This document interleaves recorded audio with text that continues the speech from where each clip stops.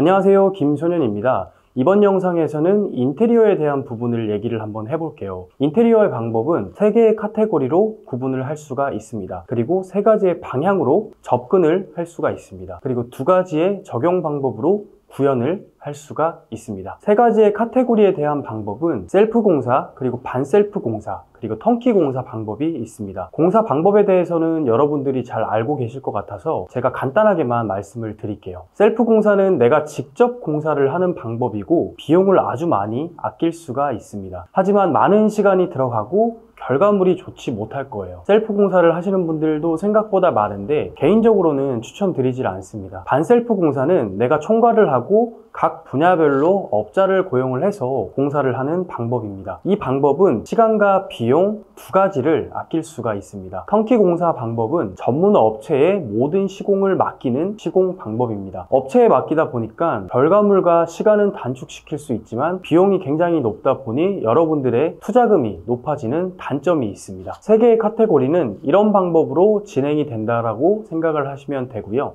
다음은 3가지 방향에 대해서 말씀을 드릴게요. 첫 번째, 인테리어 공사를 진행할 때 바닥을 제외한 모든 벽면을 깔끔하게 하기 위한 가벽 작업과 포인트 및 아치형 라운드 작업 등을 포함해서 목공 작업이 굉장히 많이 들어가는 비싼 인테리어 방법. 그리고 2번째, 포인트와 아치형 작업은 많이 없지만 바닥을 제외한 벽면에 가벽 작업만 하는 적당한 인테리어 방법. 3번째, 룸 구분 가벽 작업만 진행을 하고 추가적인 포인트는 소품과 인테리어 집기로 세팅을 하는 가성비 있는 인테리어 방법. 이렇게 3가지로 구분을 해서 운영을 할 수가 있습니다. 그리고 이렇게 운영하는 분들이 전부입니다. 마지막으로 2가지 적용 방법은 어떤 방법들이 있을까요? 첫 번째, 수십만원, 수백만원짜리 디자인 가구로 세팅을 하는 방법. 그리고 2번째, 5만원에서 20만원 이하의 가구와 소품으로 세팅을 하는 방법. 이렇게 구분을 할 수가 있습니다. 여러분들은 제가 말씀드린 3가지 카테고리와 그리고 3가지의 방향, 그리고 2가지의 적용 방법 중에 어떤 방법으로 접근을 하실 건가요? 선택은 여러분들의 자유입니다. 타겟의 컨셉과 주변 경쟁업체의 인테리어 컨셉을 비교를 해보고 방향을 잡으셔야 합니다. 제가 그간 경험하고 느꼈던 생각을 말씀을 드릴게요. 제가 정한 타겟과 저의 방향점은 가성비였습니다. 오픈할 당시에도 주변에 퀄리티가 좋은 업체들도 굉장히 많았어요. 하지만 저는 주변 업체보다 퀄리티가 떨어지는 인테리어였지만 다른 서비스라는 가치를 공략을 했습니다. 그리고 그 공략은 성공했습니다. 제가 이렇게 생각한 이유는 공간 대여 업으로는 큰 돈은 못 법니다. 파이가 작다라는 뜻이에요. 이 업에서 5천만원, 1억원 가까이 투자를 할 거면 뭐하러 이걸 합니까? 같은 비용을 투자했을 때 투자금 대비 더 많은 돈을 버는 다른 업종들이 훨씬 많아요. 그런데 여기에 1억 가까이 투자를 한다? 개인적으로 저는 이해가 되질 않습니다. 렌탈 스튜디오 업에 많은 돈을 투자하고 프레임 구성 없이 접근을 해서 생각보다 운영이 안 되니까 양도 나오는 매물들이 생각보다 많습니다. 그리고 공간 대여 업은 잘만 세팅하면 마진율이 높은 장점도 있지만 타 업종 대비해서 매출이 높지 않는 업종이에요. 그러면 내 투자금이 높아질수록 여러분들이 회수하는 데 기간이 길어진다는 뜻이에요. 또 이렇게 얘기를 할 수가 있어요. 고가의 비용을 들여서 퀄리티에 있는 인테리어와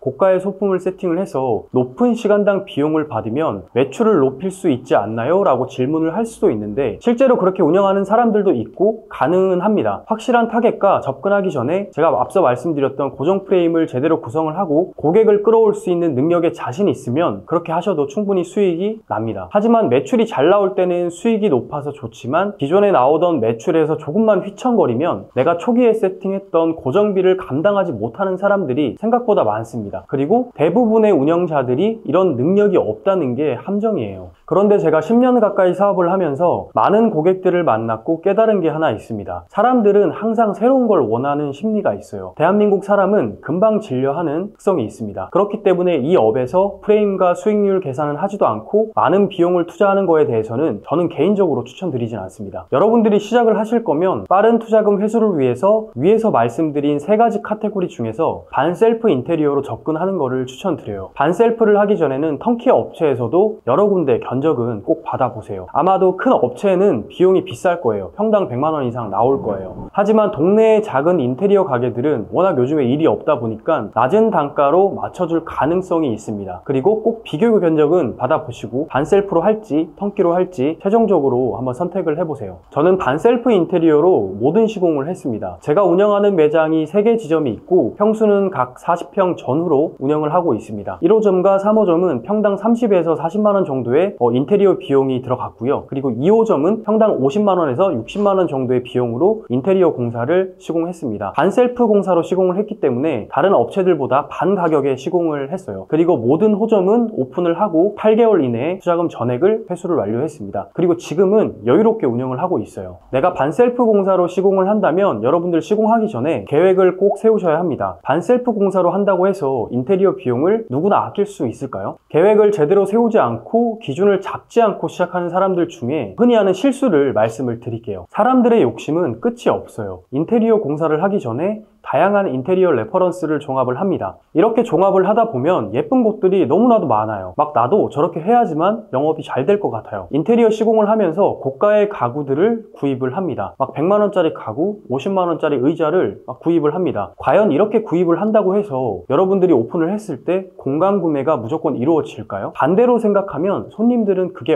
얼마짜리인지 관심 없습니다. 그래서 여러분들이 공사를 시작하기 전에 여러분들이 필요한 구매 목록에 대해서 기준을 세우셔야 합니다. 우리가 중고차를 사러 갈 때 한번 생각을 해보면 나는 아반떼를 사러 갔는데 200만 원만 더 주면 K5를 살 수가 있어요. 그리고 또 200만 원을 더 주면 그랜저를 살 수가 있어요. 이렇듯 사람의 욕심은 끝이 없습니다. 이렇게 소품들도 하나하나 내가 세운 기준에서 어긋나게 추가적으로 구매를 하다 보면 여러분들의 투자금이 높아진다는 뜻이에요. 인테리어는 시작하기 전에 공정에 대한 계획을 꼭 세우시고 진행을 하셔야 됩니다.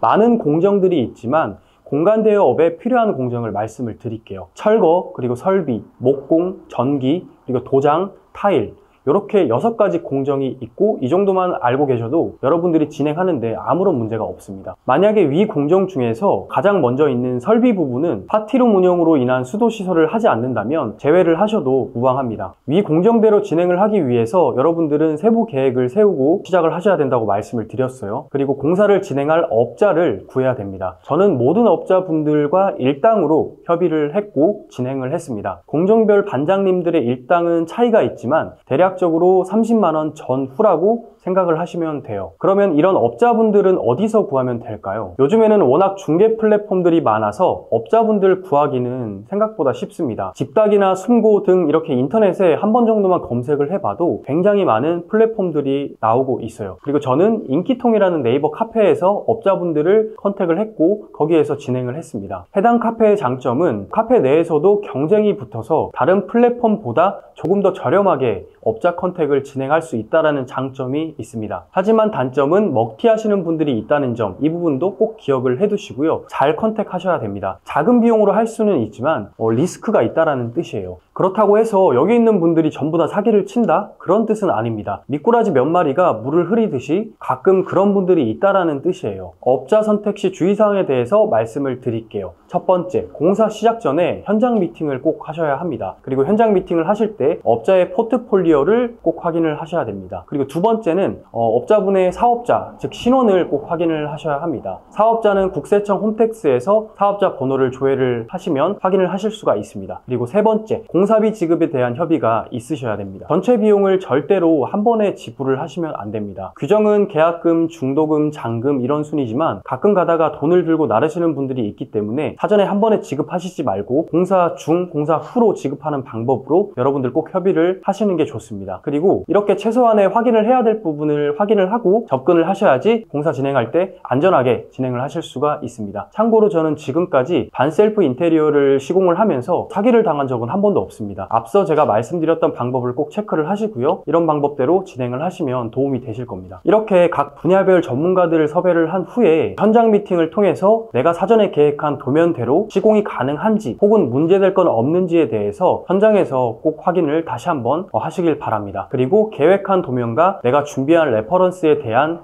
이해를 업자분들께 꼭 시켜주셔야 됩니다. 그래야지 결과물이 잘 나올 수가 있어요.